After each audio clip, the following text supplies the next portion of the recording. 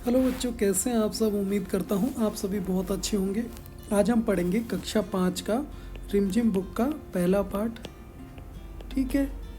राख की रस्सी। पाठ का नाम है राख की रस्सी। लोनपोगार तिब्बत के 32वें राजा सोनब सोनग व सेन गापो के मंत्री थे। ठीक है। क्या नाम था मंत्री का? लोनपोगार। ठीक है। वे अपनी चालाकी और हाजिर जवाबी, ठीक है, हाजिर जवाबी का मतलब होता है तुरंत जवाब देना, के लिए दूर दूर तक मशहूर थे। कोई उनके सामने टिकता न था। चैन से ज़िंदगी चल रही थी, मगर जब उनका बेटा बड़ा हुआ तो उनके लिए चिंता का विषय बना हुआ था। कारण यह था कि वह बहुत भोला था। होशियारी उसे छूकर भी नहीं गई थी। छूकर का मतलब यह है कि उसे थोड़ी भी होशियारी नहीं थी उनके बच्चे में। लोनपोगार ने सोचा, मेरा बेटा बहुत सीधा साधा है, बाद में इसका कैसे काम चलेगा। एक दिन लोनपोगार ने अपने बेटे को 100 भेड़े देते हुए कहा, तुम इन्हें लेकर शहर जाओ। क्या कहा बेटे से? मगर इन्हें मारना या बेचना नहीं है। ठीक है, शहर जाओ, मारना या बेचना नहीं, इन्हें वापस लाना 100 जो बोरों के साथ, वरना तुम्हें घर में नहीं घुसने दूंगा। इसके बाद उसने बेटे को शहर की तरफ रवाना किया। लोनपोगार का बेटा शहर पहुंच गया, मगर इतने बोरे जौ खरीदने के लिए उसके पास रुपए ही कहाँ थे। वह समस्या सोचने विचारने के लिए सड़क के किनारे बैठ गया। कहाँ बैठ गया? सड़क के किनारे। मगर कोई हल उसकी समझ में नहीं आ रहा था। मतलब उसको पता नहीं चल रहा था कि भाई करे तो करे क्या, 100 जौ के बोरे कैसे ले जाए। तभी एक लड़की उसके सामने आ खड़ी हुई। कौन आ गई? एक लड़की। क्या बात है, तुम इतने दुखी क्यों हो? क्या कहा उस लड़की ने? क्या बात है, तुम इतने दुखी क्यों हो? लोनपोगार के बेटे ने अपना हाल कह सुनाया। इसमें इतना दुखी होने की कोई बात नहीं है, मैं इसका हल निकाल देती हूँ। इतना कहकर लड़की ने भेड़ों के बाल उतारे, ठीक है, और उन्हें बाजार में बेच दिया। क्या करा उन्होंने? भेड़ के बाल उतारे। ये देखो, ये सारी भेड़ें हैं, इनके उन्होंने बाल उतारे और बाजार में बेच दिया। जो रुपए मिले उनसे जौ के बोरे खरीद कर उसे घर वापस भेज दिया। लोनपोगार के बेटे को लगा कि उसके पिता बहुत खुश होंगे, मगर उसकी आप बीती पर उन्होंने ध्यान नहीं दिया। वे उठकर कमरे से बाहर चले गए। दूसरे दिन उन्होंने बेटे को बुलाकर कहा, पिछली बार भेड़ों के बाल उतार कर बेचना मुझे जरा भी पसंद नहीं आया। अब तुम्हें दोबारा उन्हीं भेड़ों को लेकर जाओ, उनके साथ जौ के 100 बोरे लेकर ही लौटना। एक बार फिर निराश लोनपोगार का बेटा शहर में उसी जगह जा बैठा। न जाने क्यों उसे यकीन था कि वह लड़की उसकी मदद के लिए ज़रूर आएगी। जो पहली बार लड़की ने उसकी मदद की थी, उसने भेड़ की ऊन उतार दी थी, ऊन से जो पैसे मिले उसने उससे जौ के बोरे खरीद लिए। इस तरीके से उसने पहली बार तो लड़के को घर भेज दिया। देखो अब दूसरी बार क्या होता है। दूसरी बार वह गया शहर। वह उसी तरह से निराश बैठा था, सोच रहा था शायद वो लड़की आएगी और उसकी मदद ज़रूर करेगी। हुआ भी ऐसा। वह लड़की आई, उसने अपनी मुश्किल कह सुनाई। अब तो बिना जौ के 100 बोरों के मेरे पिता मुझे घर नहीं घुसने देंगे। ठीक है, लड़की सोचकर बोली, एक तरीका है। उसने भेड़ों के सींग काट लिए। क्या किया उसने? भेड़ों के सींग काट ली। उन्हें बेचकर जो रुपये मिले उनसे जौ के बोरे खरीदे। बोरे लोनपोगार के बेटे को सौंपकर लड़की ने उसे घर भेज दिया। भेड़े जौ के बोरे पिता के हवाले करते लोनपोगार का बेटा खुश हुआ। उसके विजय भाई की सारी कहानी उसे सुनाई। सुनकर लोनपोगार बोले, उस लड़की से कहो कि हमें 9 हाथ लंबी राख की रस्सी बना कर दे।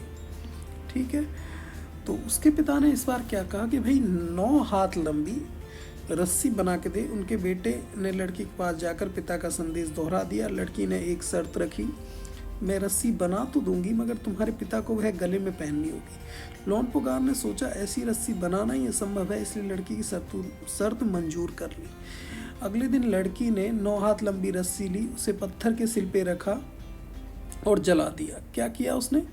9 हाथ लंबी रस्सी ली और उसे पत्थर के सिल पे रखा, पत्थर पे रखा और उसे जला दिया। रस्सी जल गई, मगर रस्सी की आकार की राख बच गई। क्या हुआ? रस्सी तो जल गई पर राख बच गई। अगर हम किसी धागे वगैरह को जलाते हैं, किसी भी चीज़ को जलाते हैं जो मतलब जल सकती है, सूती जैसी हो, ऐसी कोई धागा हो हमारा, और रस्सी उससे बनी होती है, रस्सी वैसे वाली धागे वाली रस्सी, ध्यान रहे, रस्सी प्लास्टिक वाली नहीं, धागे वाली, समेत लोनपोगार के पास ले गई और उससे पहनने के लिए कहा। लोनपोगार रस्सी देखकर चकित रह गए। वे जानते थे कि राख की रस्सी को गले में पहनना तो दूर, उठाना भी मुश्किल है। हाथ लगाते ही वह टूट जाएगी। लड़की की समझदारी के सामने उनकी अपनी चालाकी धरी रह गई। बिना वक्त गवाए लोनपोगार ने अपने बेटे की शादी के प्रस्ताव लड़की के सामने रख दिया। धूमधाम से उन दोनों की शादी हो गई। चलिए देखिए, कहानी बहुत ही अच्छी थी, इंटरेस्टिंग थी कि लोनपोगार के बेटे ने कैसे अपनी बुद्धिमानी का जो परिचय लड़की का था उसने उसका साथ दिया, और बुद्धिमानी से सारे पिता के जो भी उन्होंने भेजे थे कि भाई पहली बार जाओ और 100 बोरे ले आओ, पहली बार ले आए, दूसरी बार भी कैसे आए, लड़की की बुद्धिमानी से। चलिए आगे देखते हैं। भोला भाला यानी कि सीधा, ठीक है, जो व्यक्ति सीधा होता है वो उसको भोला वाला कहते हैं। तिब्बत के मंत्री अपने बेटे के भोलेपन से चिंतित रहते थे। ठीक है, तुम्हारे विचार में से वे किन किन बातों को सोचकर परेशान होते होंगे, तो मैं यहाँ पे बता दूँ। वे सोचते थे कि उनके जाने के बाद उनके बेटे का क्या होगा, वह कैसे रहेगा। ठीक है, ये सब वो सोचते थे। तुम तिब्बत के मंत्री की जगह होते तो क्या उपाय करते? मैं यदि मंत्री की जगह होता तो भी उस भोले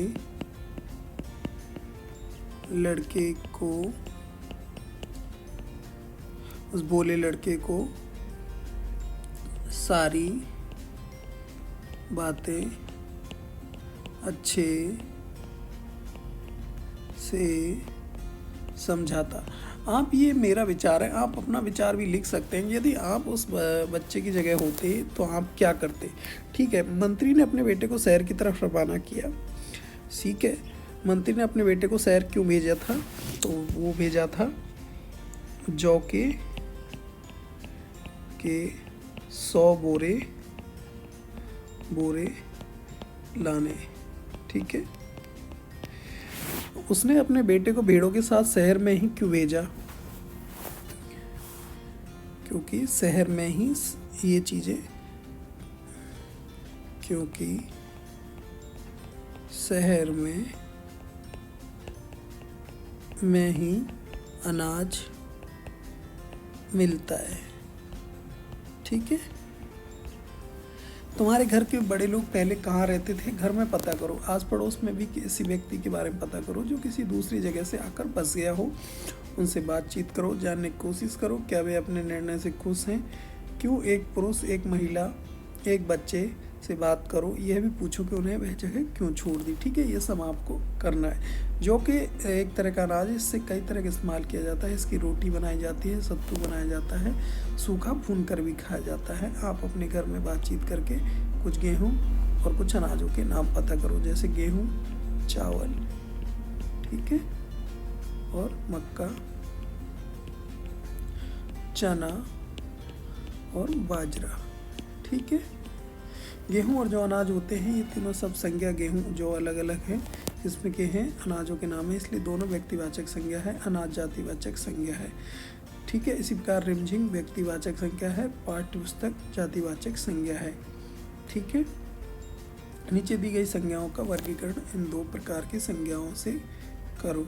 ठीक है, तो यहाँ आपको संज्ञा का छांटना है। ठीक है, संज्ञाओं का वर्गीकरण इन 2 प्रकार की संज्ञाओं में करो। लेह धातु, शेरवानी भोजन, तावा खिचड़ी, शहर वेशभूषा। ठीक है, तो यहाँ सबसे पहले लिख लेंगे व्यक्तिवाचक संज्ञा।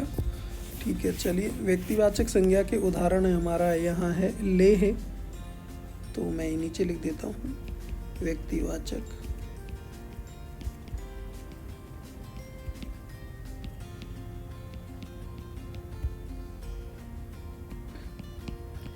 लेह, शेरवानी, शेरवानी, तांबा,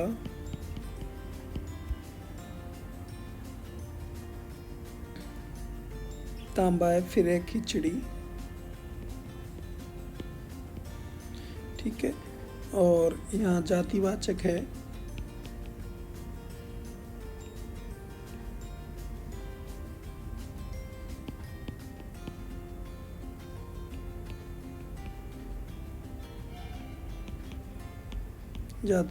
है धातु, भोजन, शहर, वेशभूषा। और बाकी संज्ञा की डिटेल वीडियो मैं आपको बाद में बताऊंगा।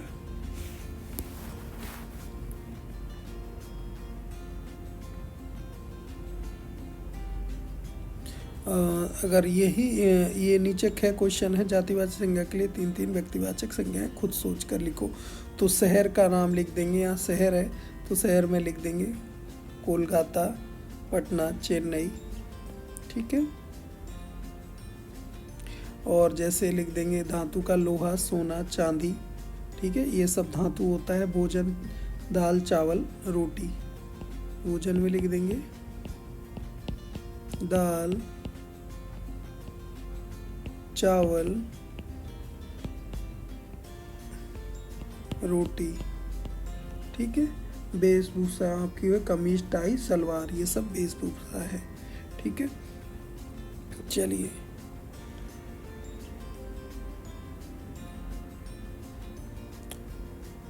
मंत्री के ने बेटे से कहा, पिछली बार भेड़ों के बाल उतारकर मुझे जरा भी पसंद नहीं आया। क्या मंत्री ने सचमुच यह बात पसंद नहीं आई थी? उत्तर का कारण भी बताओ।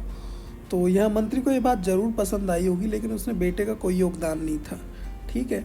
तो यहाँ लिखेंगे बेटे का कोई योगदान नहीं था, इसलिए उसे खुशी जाहिर नहीं की। दोबारा उन्हीं भेड़ों के साथ शहर भेजिए ताकि वह अपनी होशियारी दिखाने का एक और अवसर मिले, ठीक है। तो ये उसका उत्तर हो गया।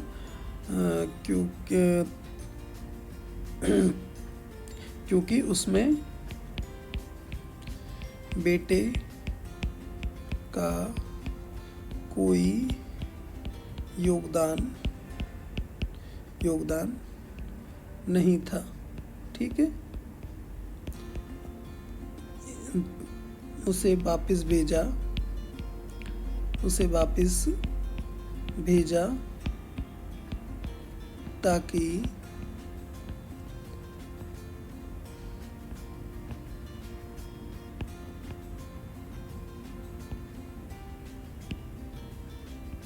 वह दोबारा अपनी योग्यता दिखा सके, ठीक है। चलिए,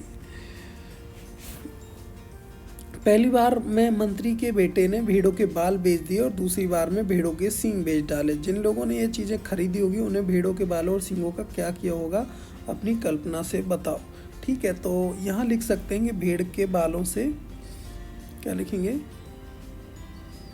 भेड़ के बाल से ऊन और गरम कपड़े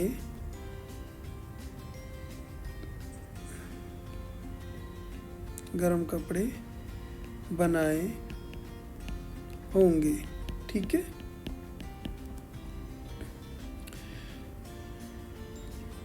तो यहाँ पे अगला क्वेश्चन है हमारा, बात को कहने के तरीके। तो यहाँ लिखा है, नीचे कहानी में कुछ वाक्य दिए गए हैं, इन बातों को तुम किस तरह से कह सकती हो।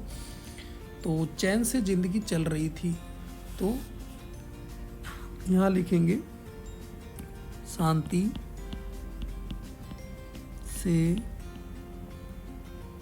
जीवन कट रहा था।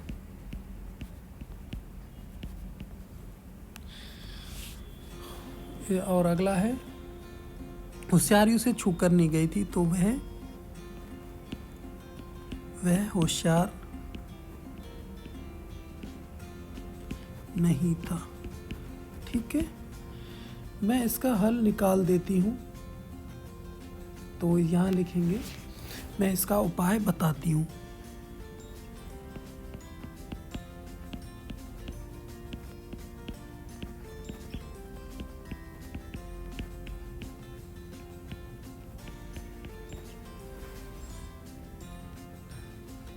यहाँ लिखेंगे उनकी अपनी चालाकी धरी रह गई, तो यहाँ लिखेंगे उनकी अपनी चालाकी काम नहीं आई। उनकी चालाकी काम नहीं आई। लोनपुकार का बेटा होशियार नहीं था। ठीक है, होशियार और चालाक में क्या फ़र्क होता है, किस आधार पर किसी को तुम चालाक या होशियार कह सकती हो। इसी प्रकार भोला और बुद्धू के बारे में भी सोचो, कक्षा में चर्चा करो। ठीक है, होशियार शब्द का प्रयोग सकारात्मक अर्थ में, अच्छे अर्थ में होता है। इसका मतलब होता है समझदार। होशियार मतलब होता है समझदार।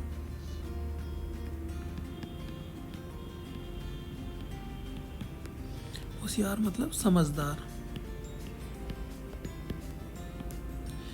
क्या होता है होशियार मतलब समझदार। और लेकिन चालाक शब्द का नकारात्मक अर्थ होता है खराब या बुरे अर्थ में। इसका मतलब होता है चतुर। चालाक मतलब चतुर। लड़की को तुम समझदार कहोगे या बुद्धिमान, क्यों? लड़की बुद्धिमान थी, तो यहाँ लिखेंगे लड़की, इसका आंसर है ये, लड़की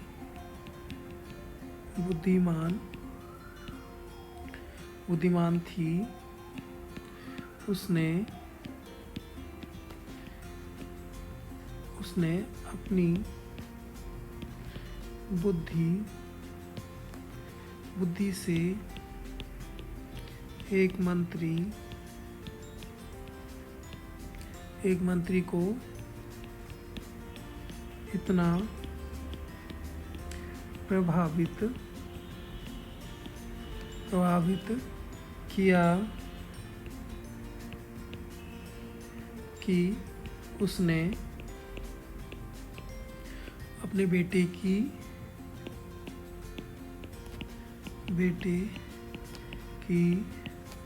शादी कर दी।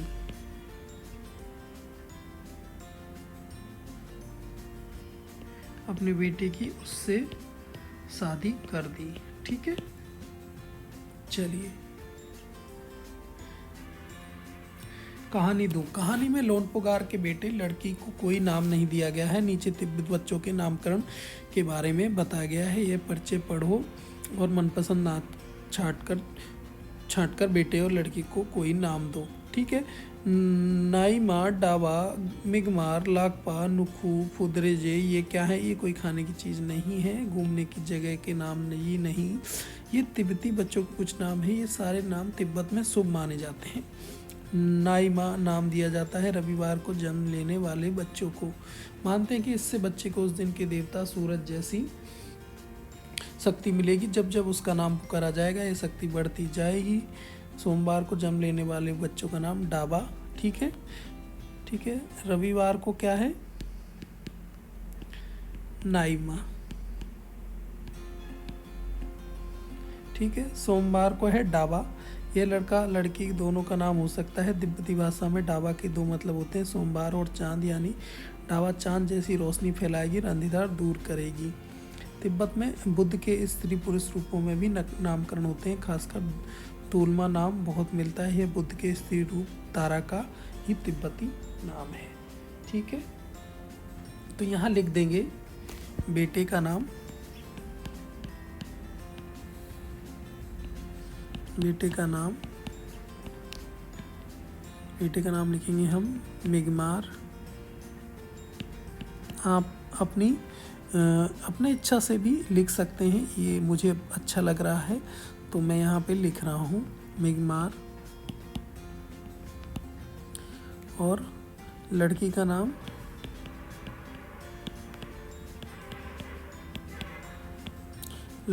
यहाँ लिखेंगे डाबा।